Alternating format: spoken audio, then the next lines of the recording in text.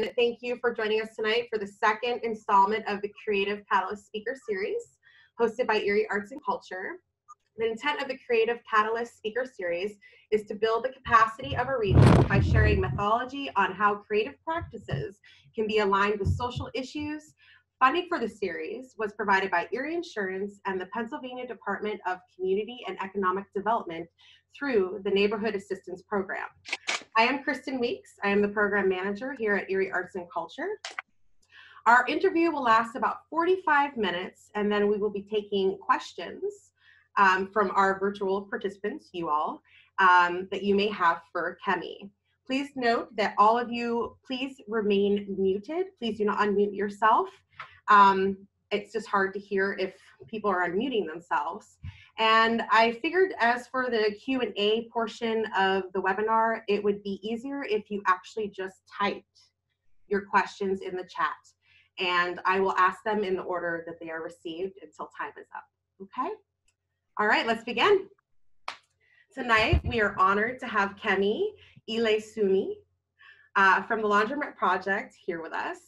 Kemi has been a DMV clerk, a receptionist, business school dropout, Minnesota State Fair ribbon winner, museum curator, foundation officer, and now executive director of the Laundromat Project, a New York City arts nonprofit that advances artists and neighbors as change agents in their own communities.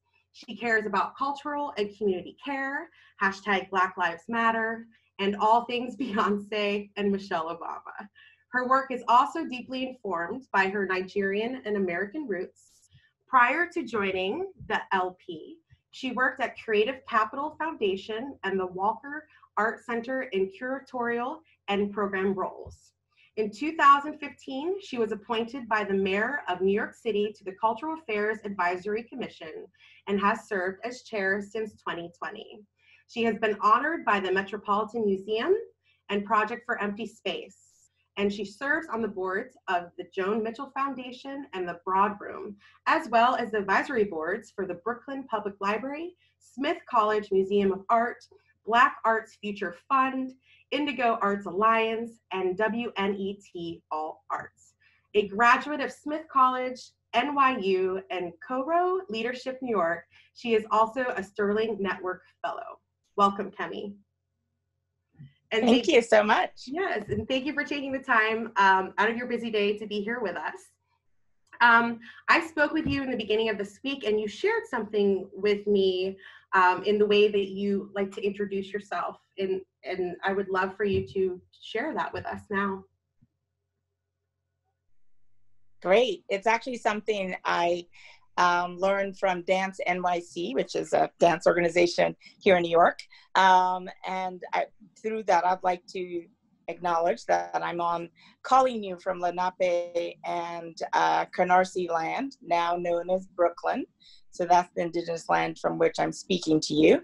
My pronouns are she, her, and hers.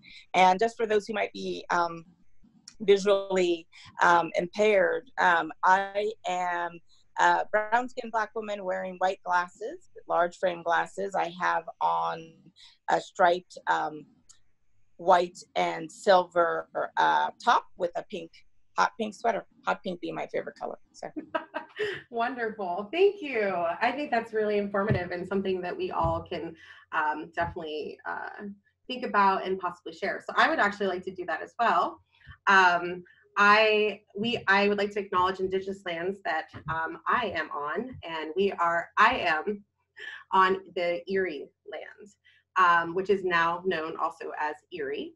I go by she and her pronouns as well, and I am a caramel colored woman with a flowery top and blue hair. So there you go. Thank you for sharing that. Shall we begin with the questions, Kemi? Yes, absolutely. Great. Okay.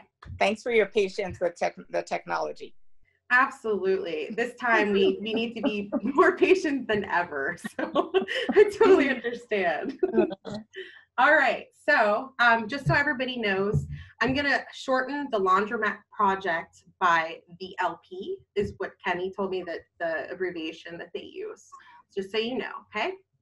All right, so the LP's Instagram shared the following quote: "Artists are magicians in chief, creators of new possibilities, adept at making something from nothing. Artists work in the media of hope, surprise, connection, and truth." Can you share a story that is personal to you that reiterates the sentiment of that quote? Yay, thank you. Yeah, that was such, we were just kind of thinking about how do we think about artists in the office, and kind of came up with that series of descriptions recently. And I have gotten to work with artists in my professional life for about a little over 20 years, 22 years or so. And what I've loved throughout that process, and the reason I've kind of made a career out of this, is that I love the way artists think and push boundaries and come up with new ways of kind of approaching things. So I'll actually tell you a story that happened circa 1999-ish or so. And we'll have plenty of time to talk about more recent examples as well. But I got to work with an artist named Nari Ward, who's an amazing sculptor. He lives in Harlem and has lived in Harlem for a long time, grew up in Jamaica and moved here as a tween. And we invited him when I was at the Walker Art Center to over the course of the year, create an artwork that would reflect the Twin Cities. And he became fascinated with a couple of different interesting things, which were ice houses and ice fishing. I don't know if you guys do that in Erie, Yeah. but during the winter, people in Minnesota actually live out on the ice and or spend a lot of time out on the ice in these cute little houses where they fish all day long. And it's a weekend activity, evening activity, bonding, family, boy time, all kinds of things. And he was also fascinated, because it's a very cool place, with ice houses. So there's an ice festival where people actually do sculptures and large structures in ice. So he was already just kind of like, these were vernacular architectures that existed within culture that existed within the Twin Cities. And he was also really personally, as himself, really fascinated with the idea of home. And we actually ended up working with several different communities where he did interviews over the course of several months, going towards a year, asking Korean immigrants what they thought home was, Hmong immigrants what they thought home was, homeless LGBT youth grappling with issues of home, architecture students at the University of Minnesota. So this really beautiful and interesting tapestry of folks from across the Twin Cities, all asking about this notion of home. And then he brought all of that together in a gorgeous sculpture, public sculpture, where he had asked people to also bring objects during those interviews of something they considered home, took photographs, built an ice house, except through non-melting structures, steel structures, and kind of pulled together all of these magical ideas. People had challenging notions of home, and they had more kind of light notions of home. But one of the things that really struck me, and that I've always remembered since then, and I've remained good friends with Nari and talked to him about this occasionally, was a woman when we were visiting a senior center for Korean immigrants, Korean women. And she said, wow, no one has ever asked me about home. No one ever cared. And I'm so honored that you want to know my story and to hear things about home. So those kinds of things are the kinds of magic I think artists can create by weaving together so many different stories to make one story, and one sculpture in this case, but it included literally 50, 60 different stories, and reminding us that we're important and giving us those opportunities to share the little things that are important to us to become part of a larger story. Wow, thank you for sharing that. That definitely hits home, I think, for us, because we have such a diverse, I think I shared with you, a diverse group of Yes.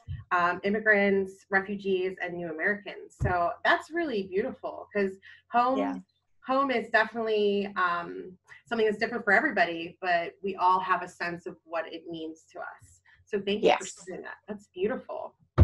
Well, then on that, let's, I guess this is kind of still in the same aspect, but a little different. What is a leading example of how the artists and the communities you work with have taken a big issue and then drilled it down into a specific creative and art-based actions? I'm going to tell you, yeah, that's a great question. And fortunately, because of the work we do at the Laundromat Project, and you had shared, our mission is that we advance artists and neighbors as change agents in their own communities. And we do that through a residency program where we support 3 to 5 artists a year doing a residency in a community of which they are a part. It might be a community of place, like a neighborhood, or it might be a community of affinity. The story I'm going to tell you is a community of affinity. And we also have a resident fellowship program for artists who are interested in doing work that is community engaged, and really thinking about that through an ethical lens, a moral lens, and a connection and engagement lens. And we have a community space. We had a community space in the South Bronx for a number of years, and are in the midst of transitioning to a new community space. Our tagline, in short, is that we make art, we build community, and we create change. And the project that I'll share with you in specific, we've supported about a little over 70 projects over 15 years of doing work. But I'm going to share with you a project by Lisa Cruz, who, it was called We the News. And she is Dominican and moved here as a grown-up, as an adult, to attend college. She actually attended college first in the Dominican Republic and continued some of those studies here. And so she's a Black Afro-Latina and immigrant. And she was interested in capturing those stories of immigration. And this was right after the 2016 election. So there was that context happening. She kicked off the project in early 2017. And she ended up partnering with an organization called the Black Alliance for Just Immigration, called BAJI in short. And they're actually a national organization. And it was a cold call. She reached out and said, I'm really interested in capturing the stories of Black immigrants. That's the community you work with. I am a Black immigrant as Lisania. And would you be interested in figuring out what that might look like with me? And Al St. Jean, who's a Haitian immigrant himself and a community organizer mainly across New York City, the Bronx and Brooklyn having really heavy communities, but also Harlem, all 5 boroughs. Said, yes, let's meet and chat. And what we ended up getting to work with them on, so Lisania being the artist on this, was a series of story circles where Lisania was meeting with folks people go to BAJI in crisis more often than not. I'm worried about being, whether it's deported or I need some kind of services or I'm trying to reach my family or whatever the case may be. But this was a story circle that allowed all of that story, as well as all the other stories that may never have been asked. How did you get here? Why are you here? What do you do every day? What's life like? What do you miss? What did you bring with you? Whatever those stories were, she had literally circles of people telling their stories from the Caribbean, folks from Africa, folks from Latin America, as well as people from the Southern United States and other parts of the states. She was really interested in sorry, I need some water, the diasporic experience. And the possibilities of connection there. So then she took those stories, worked with each person to create a zine that captured that story for the people who wanted it to be public. Not everybody did. But if they were open to it being public, she's actually a graphic designer among her many amazing artistic talents. So she took each of those stories, worked with them to boil down those stories to something they wanted to tell. Designed a beautiful zine. She's up to almost 30 of them that have been done since early 2017. And then she built a mobile unit, and she can take that library of Black stories, immigration stories, anywhere in the city or anywhere in the country. She can pop it up in front of a restaurant, a public plaza, a museum, and she has a little bench, and she has some cute Caribbean snacks, and you get to hang out and listen to the stories. They're not easy stories. I don't want to make this sound like every story was a dreamy story. People had really difficult, you know, stories to tell, as well as beautiful, you know, playful, etc. stories. But being able to capture all of that complexity was part of the story itself. And Baji really found that they were getting to know about their clients in a way that they had never asked them.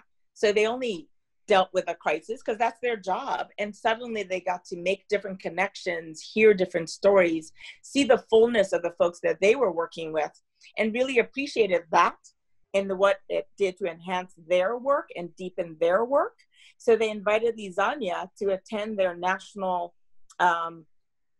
staff and organizer retreat, so that she and Al, who is her main partner at Baji, New York, to tell that story and give them tools, the entire organizing unit tools.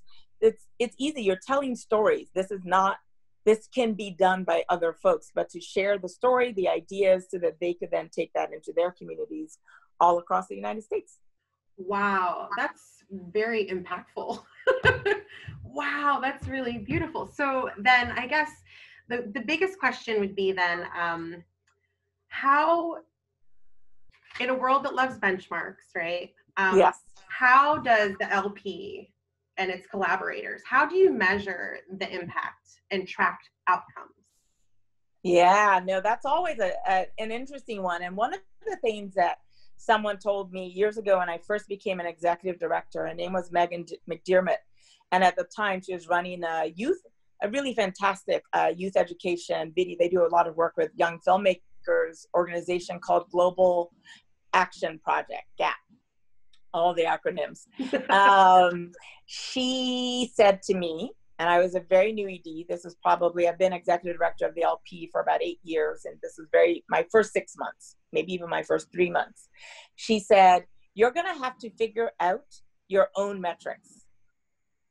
What matters to you and as an organization, and then figure out how to sit within those to tell others why, you know, what do you count? What do you care about in doing this work? And that has been it stayed with me the entire, 8 years in. I'm still talking about it, still thinking about it, still trying to be true to that.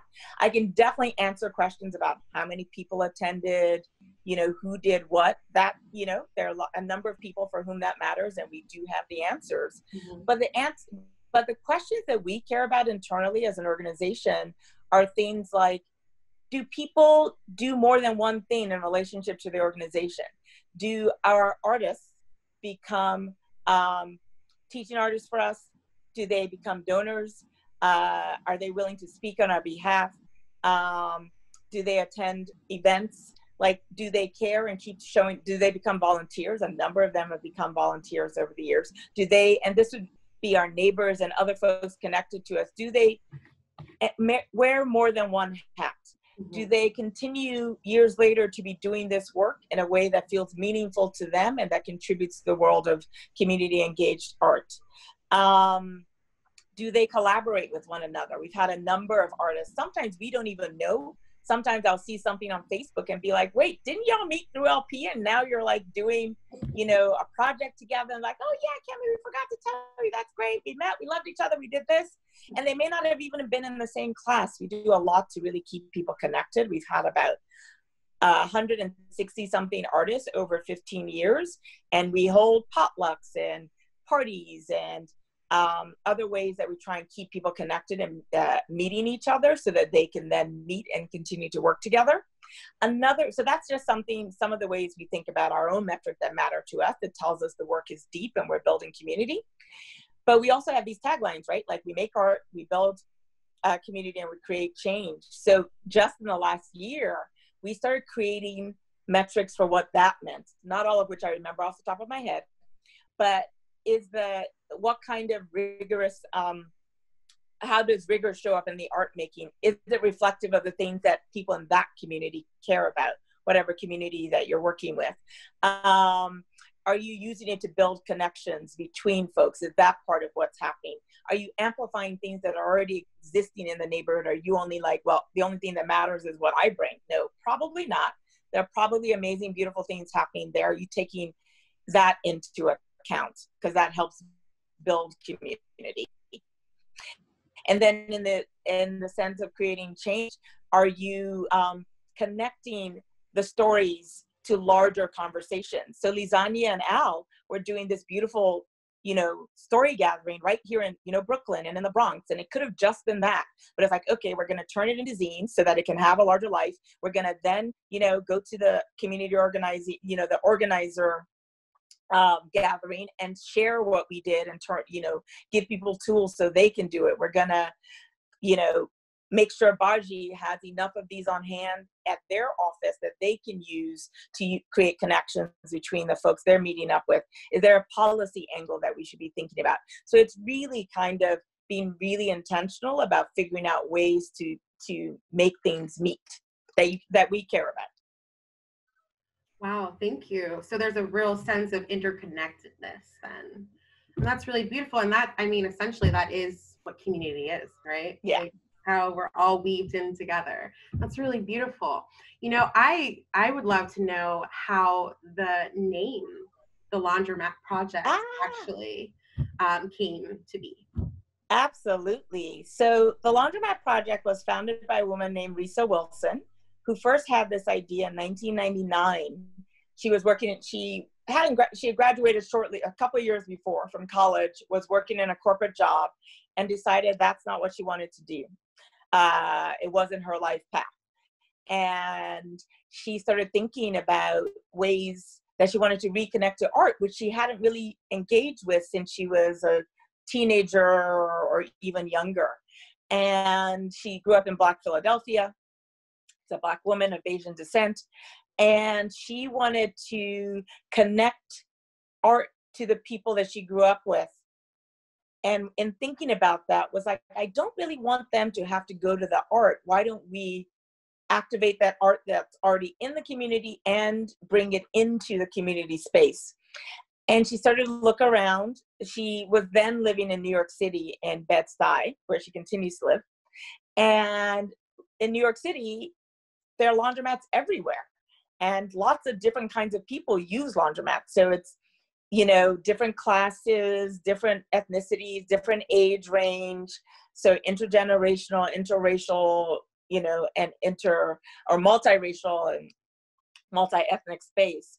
And it's a space circa 1999. The organization didn't incorporate till 2005 and then started our first formal programming in 2006. So we're, from that date of incorporation, we're 15 years old, but she was, thinking and mulling on this idea earlier. And so the Laundromat emerged as a de facto community gathering space. And it was a space back then, especially because things have changed in 20 years. And we do laundry in a whole lot of different ways and more people have them in their homes. But the idea was, it was a space where people had downtime. You were waiting for the clothes to finish, washing, and then you had to wait for the drying cycle and the spin cycle and everything. So it was also a way to kind of meet people where they were in a time when they actually might be looking for something to engage. So we've always had because of that, we've always had also a multi-generational quality, because a laundromat was definitely a place where, caregivers and children would be together and you could kind of engage people across generation, across race, and with some class diversity as well. Thank you for sharing that. What a wonderful, that's a wonderful story. And, one of the things that really I would love to have you explain a little bit better is the term people of color centered organization. So I'd never heard of that term prior to researching about the LP. And I'm just wondering if you can elaborate on what that means to your organization and maybe why it was necessary. And then, how has it raised awareness? And has there been any feedback from people that are not of color? Got it. So I realize I'm going to definitely answer that and remind me if I somehow miss it. Okay. But I wanted to also finish up about the Laundromat Project. I should say, over the years, one of the things we realized was that we needed to be more flexible. So we entered with this very specific name, and then we actually wanted to flex a little bit and recognize. So initially, all of our projects and all of our programs happen at laundromats, and each residency needed to take place at a laundromat. And one of the things that we began to loosen up over the years, particularly after I became executive director, was just realizing that not every project was perfect for a laundromat, but it was really about where were people gathering, the community that you cared about in each project, that the artist cared about, or that the neighborhood cared about, where were they gathering? So now we think about it much more metaphorically. So we do things in libraries and community centers and community gardens and sidewalks, lots of sidewalk action, and lots of people on sidewalks in New York City. So we've actually, over time, also freed up our own space and our own brain space to go, wow, there are actually a lot of different places to meet people. And a laundromat might be one of those, but it's not the only place. So that's just one of our own lessons as an organization. Like, how do you flex? How do you adapt? How do you listen? And how do you shift in relationship to what you learn? So that happened a number of years ago. So it remains the name. And I love it because, you know, if I say I work at the Laundromat Project, there's always a follow-up question. No one ever leaves that hanging. And then I get to tell a bit of a story. So yes, one of the things we did a couple of years ago was part of our strategic visioning process. And we kind of announced the new strategic vision for the next 4 years about a year and a half ago. And one of the things that we did as part of that process was to really say, you know what? We're a POC, a people of color centered organization, which has always been the case. We're also a Black rooted organization. We're founded by a Black woman. We're currently run by a Black woman. And we you know, have made a lot of commitments and projects within Black communities, but also people of color communities. We've done a number of projects with the Filipino community, with Latinx communities, with lots of different immigrant communities across the city and from a lot of different places. And as we began to do the work, we were really focused on artists of color, predominantly working exclusively in communities of color all over New York City. So we're a very local organization, and really think about hyper-local work as a superpower that we have, because we have this kind of grassroots knowledge and perspective and element that actually can be really useful for other discussions and around a whole swath of issues. So that was just, as part of our visioning process, we wanted to name it because it was already there. And we wanted to name it as a way of keeping ourselves accountable to what does it mean to be a people of color centered organization. So that started the conversation. And from that, we developed 10 principles, which I definitely will not remember all of them. They're on our website.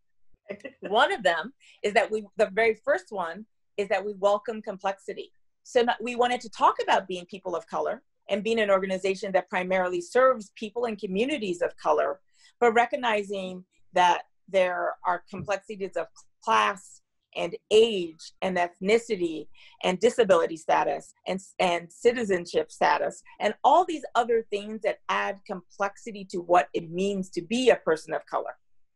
We also wanted to hold space for anti-Blackness is a real thing. How do we talk about that within people of color predominant communities so that we can kind of look at and examine together what that looks like and what that means and how we can uproot it in all of our psyche and our communities and our work. So that's one. We have one about matching organizational principles and matching our walk with our talk is what it boils down to. So we actually redid our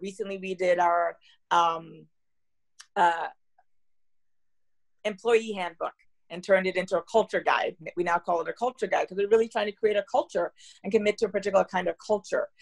And we try to put it through a lens of what feels equitable, knowing that our staff is predominantly folks of color, with everything that carries historically and realistically in people's lives. So we want to be generous about time off. We want to be generous in the ways, the kinds of benefits we might offer, et cetera. Really trying to think about the whole self and what that might look like. If we take care of folks who are of color in any organization, everybody else is being taken care of along the way. How do we invest in professional development? Because that's something that we need to be able to move forward. We changed our bank, so now we're with a bank that feels more aligned with our principles, et cetera. We think about history as nonlinear and circular, which many people of color communities, that's how history is your past, your present, and your future all at once. You can hold all of those spaces. So what does that look like in programming and conversation and creating of our work? Think about issues of language. And finally, there are a few others that I'm not remembering all of, but how do we influence conversation? And again, thinking about how to be intentional about moving the world and shifting the world towards the vision we might have collectively. And finally, the idea of holding ourselves accountable, which was the whole point of naming ourselves as a POC-centered organization, was to say it out loud so other people could see it, hear it, and we could see it, hear it, and then understand what we're holding ourselves accountable to. Thank you. Have you noticed any feedback from people that may not be of color?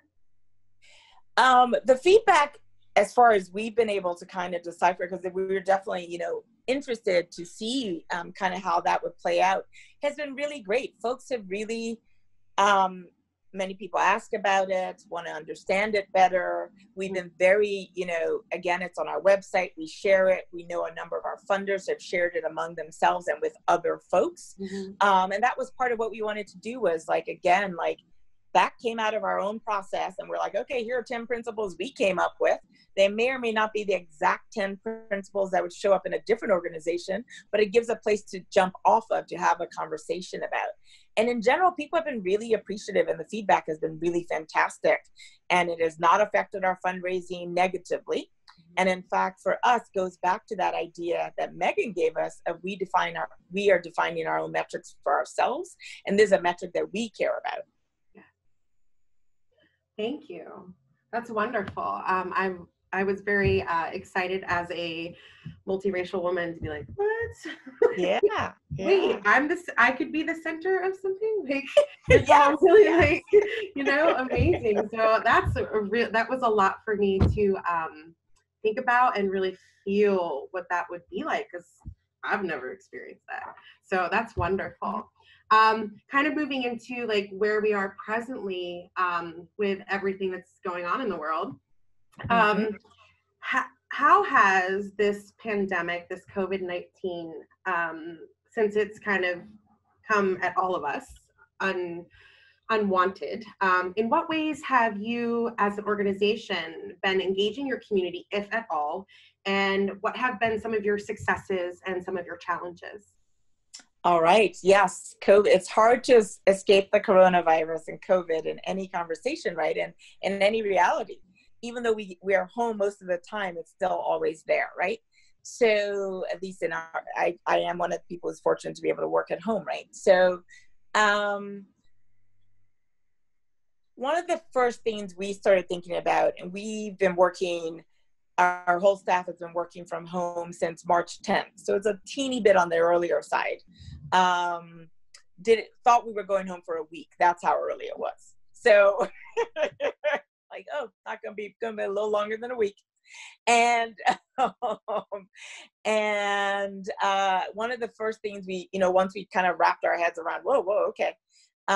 One of the first things we started asking ourselves very quickly was, what's going on with our artist community, and how can we help, and how can we be of service in this moment, and how can we be a resource, which is one of those principles of what it means to build community, is to be a resource sharer. So that's already kind of in our brains. So right away we shifted our platforms, our social media platforms, to share out information related to this. So there were relief funds that showed up pretty quickly, and just news. So we did that. We pivoted really quickly to that. Within the first week, we're like, okay, this is what we need to make sure it's showing up on our feed, because information is what we have and that we need more of, because things are changing so quickly. So that was something we did right away. Within 2 weeks, we also held 2 town halls with our artists, and we did a survey. What's going on? What's happening in your lives? What's happening with jobs? Where are you at with your mental health around all this? Like, what's going on? Just to get a sense of what is going on. Do you have a job? Are you concerned? And again, for us, this gave us the opportunity to say, here's some resources, here's some stuff, you know, as pandemic-related unemployment insurance became available, like, okay, here's everything you need to know to be able to pursue that. So practical stuff coming from a variety of viewpoints. There were artist relief funds, etc. The other thing we did as part of that and listening was that some artists weren't ready to make work, but some were, and that's how they process, right? Like, being creative is part of a processing as well. You know, one of the ways that artists might process information.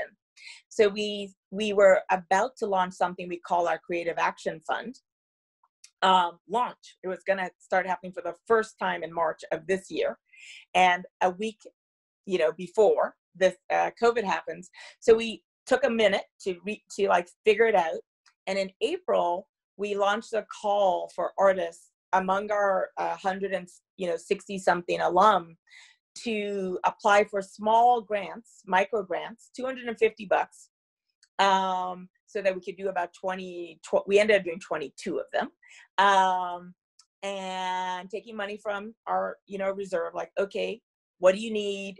How can you make work in this moment? And we can give you a little money towards making work.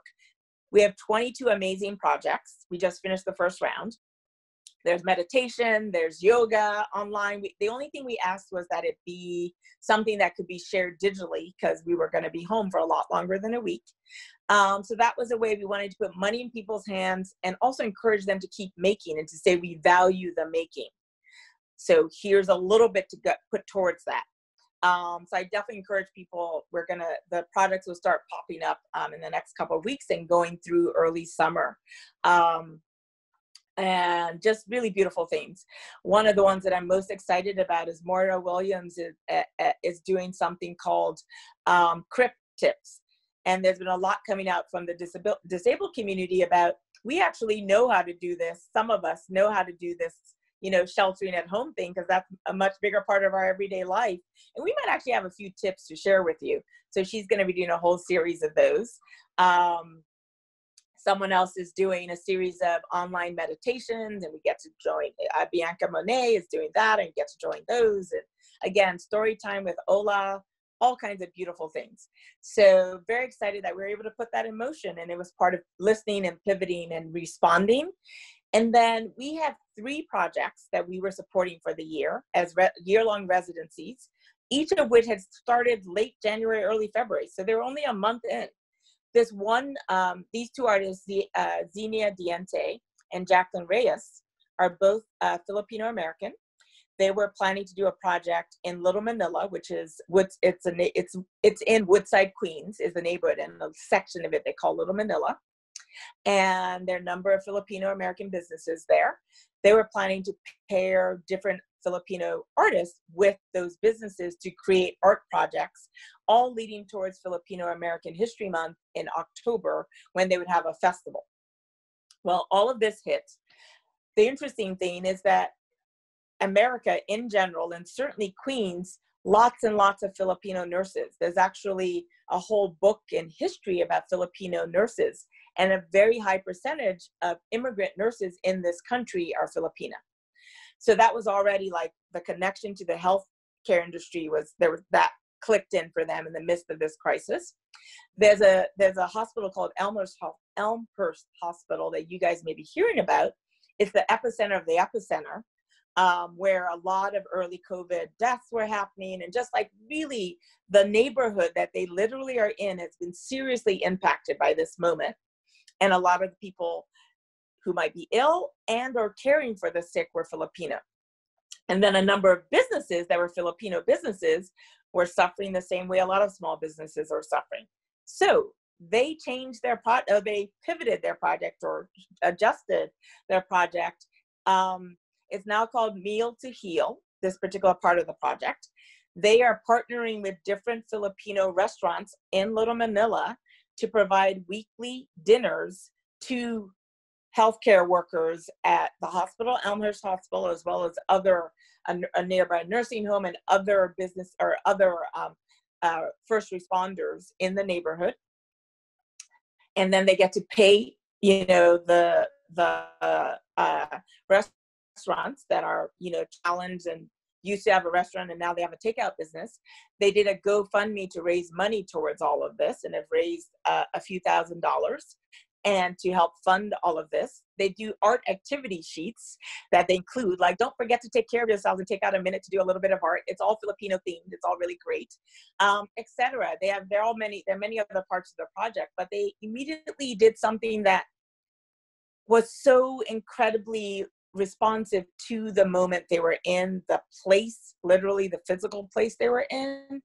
And I have taken so much inspiration from that project. So that's many different ideas and things.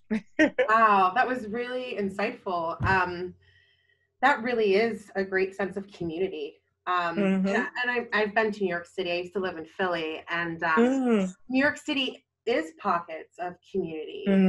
And here in Erie, we're figuring out what community is, I feel, and there's a lot of division and there's a lot of stuff going on. So what would you say to, like, some of the people that may be listening today that want to do something within the community, right? And maybe they aren't sure how to, like, actively engage the community. Maybe they're not even artists. Maybe they're makers, or, you know, they're something else. What would your suggestion be for someone that was like, I just want to help? I would, that's an interesting way to put it. I would, first of all, number one thing we start with is listening. That's actually what we really emphasize. So being able to show up in community with a sense of generosity, which includes wanting to be helpful. And being helpful might be staying out of the way. So what we understand is helping might not actually be what is most needed. So allowing space to listen deeply and to listen more than one speaks. And for us at the LP, we really, one of the things we really emphasize for a lot of the artists we work with is, and in fact is required for the projects we support, is that they be part of the community that they want to engage. That is not every project doesn't need to be that. I do want to say that really clearly, but for us, it's an important element because you enter with a different level of basic understanding and connection.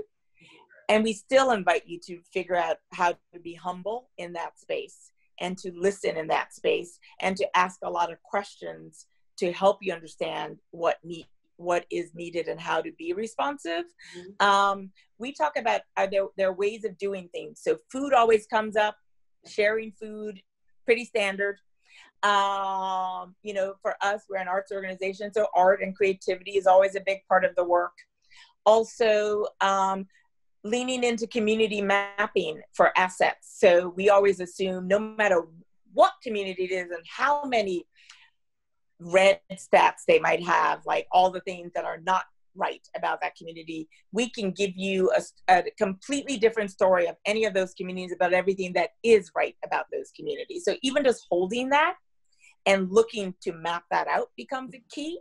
And then we also talk about ways of being. So there are ways that you do things that you're like, we're going to have food, we're going to make art, we're going to do that. But what we're really doing on the ways of being, how to show up in community, is you're really trying to center trust building. So think about all the ways you center trust. It's by certainly listening is one of those ways, spending time that doesn't have an agenda. So unstructured time, very key. So that's one of the things we always emphasize. Again, even if you're part of the community, we still are like, you're going to need to do this because you're about to ask them to do something, or you think you want to ask them to do something that might not be what they're interested in doing with you. Just because you both happen to be Black diasporic folk doesn't mean they want to tell you their story. But if you show up a few times and just listen, You go to the barbecue, you figure out where people are and you just hang out and you help out. Like, oh, we're lifting things and we're moving some chairs. I'm going to move some chairs too, right? Nobody has to ask you, like that kind of thing. You show up in that way. Those are the things that really show up. And again, back to that asset mapping, because it turns out a lot of us, when we're doing socially engaged and community-based practice, we're working with a lot of communities of color. That's what community means for a lot of people, right? And that's how it shows up in the work.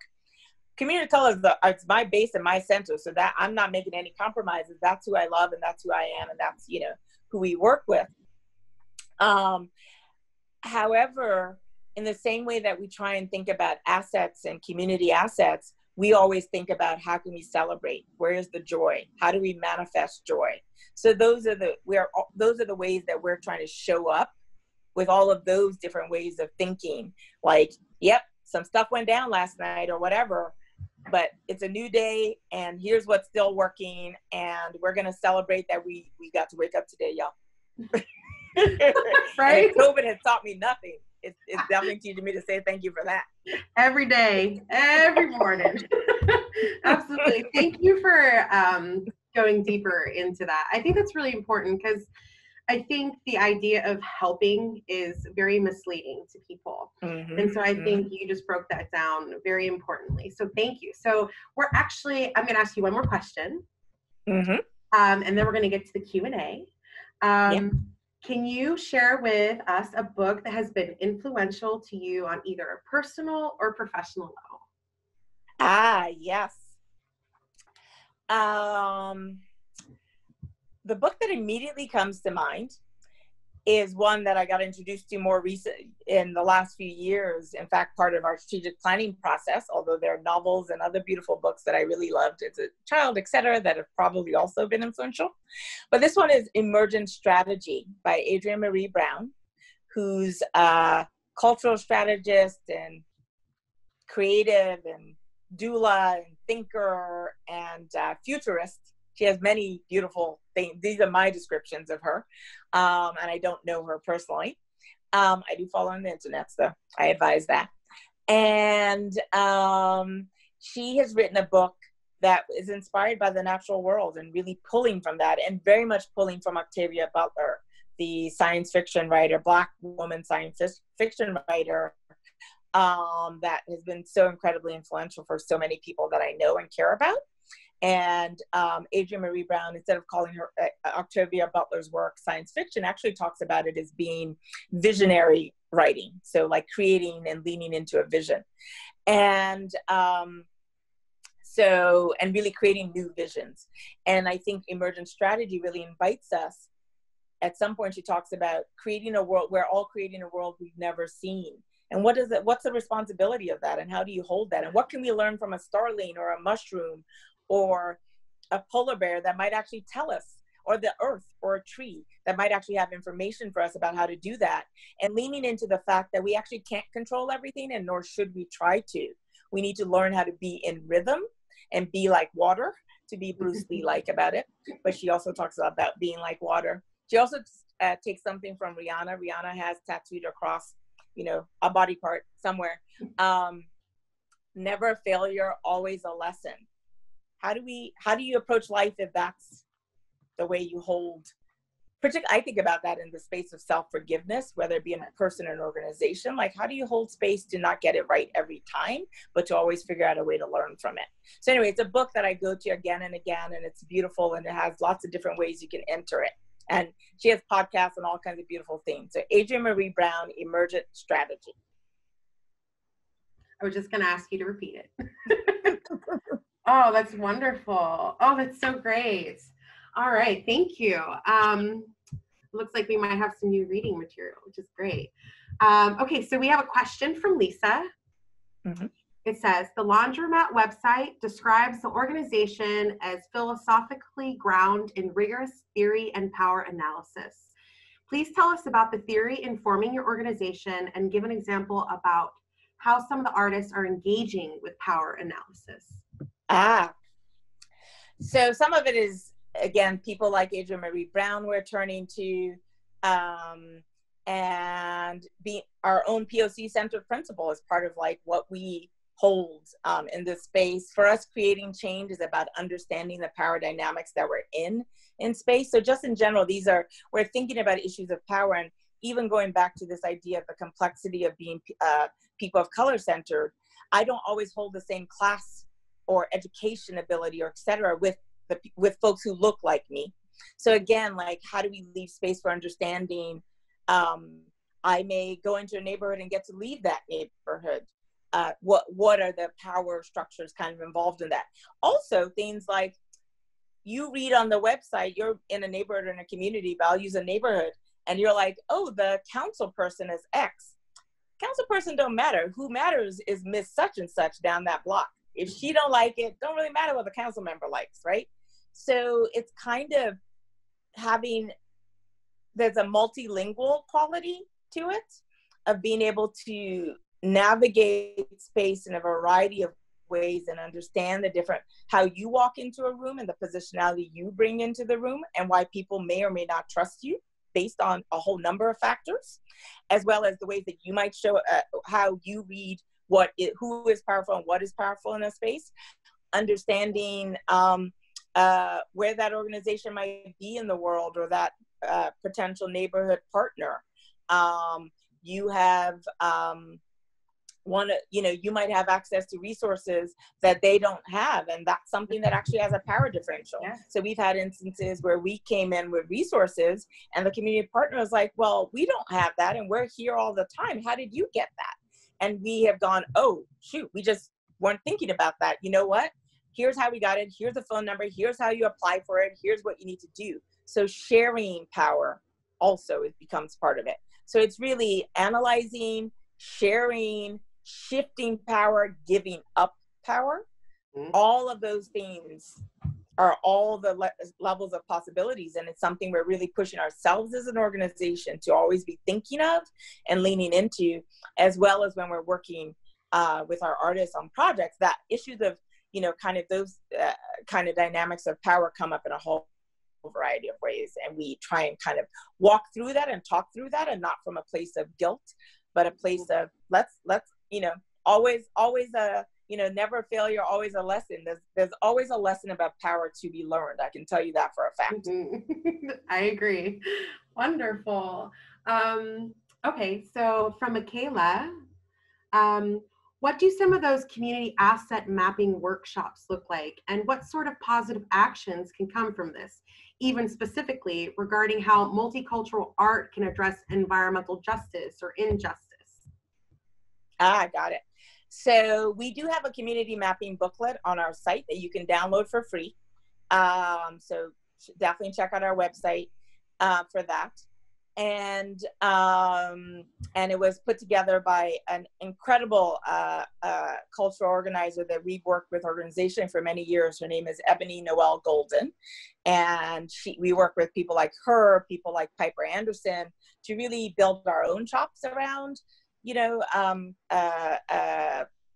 community asset mapping and cultural organizing principles. So we've definitely done some projects around environmental justice, and we again worked in the South Bronx for a number of years, and which is a neighborhood that's in a flood zone. It has been cut off by a formerly contiguous neighborhood has been cut off by a 10 or 12 lane highway, lack of parks, but it's also a neighborhood where people have really taken this into their own hands, and over the last 20 or 30 years brought a lot of parks to the neighborhood. We actually worked in very close partnership with a neighborhood community garden, and that community garden partnered with a local health.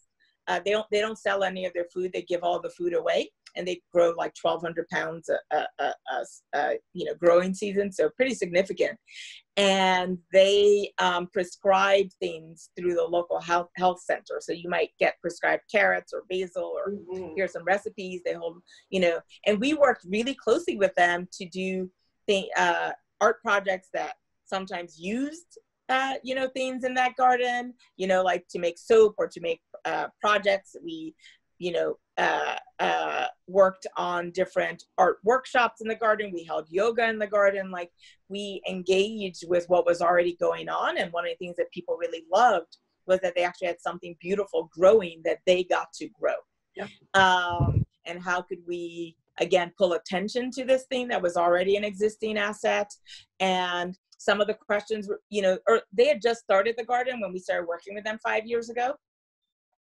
So they really wanted to learn more about cooking with the things that they were growing and connecting to other gardeners. And we were able to be of service in that, vision, and kind of helping make connections when we had them and when we were able to do that. And then teaching classes, and just, again, really leaning into what is already beautiful and wonderful here and how can we amplify that. And then we ended up always partnering on their various activities. So there's a beginning of the growing season party, there's an end of the growing season party, there's a block party in between, and we were like really active participants in all of those events, plus all the small events in between. But it really was, again, kind of recognizing that we work very closely in partnership with folks. So this was our partner for 5 years, was this amazing, beautiful Kelly Street Garden is the name of the garden. It's in the South Bronx, in a neighborhood called Longwood. Thank you. That was wonderful. Food is always my thing. Food brings people together, right? It absolutely does. It absolutely does. It's amazing. Adrienne says, she doesn't have a question, but she has an observation for you. She wrote, having worked in the nonprofit sector, I'm positively wowed by the LP's thoughtfulness, intentionality, and beautiful clarity about its principles, visions, priorities. This clarity is rare and it's powerful. Thank you, incredible Kemi, for all the gifts and love you've brought the organization and community. Thank you, Adrienne. Yeah, absolutely. I mean, I've just, yeah, it's amazing. Truly, it is. I feel very emotional and very filled right now. So thank you. This is a great combo. Everybody, this was Kristen's, can I tell them?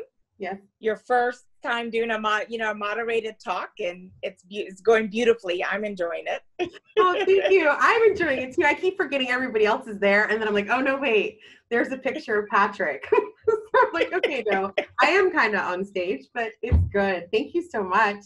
We have time for one more question. Anybody?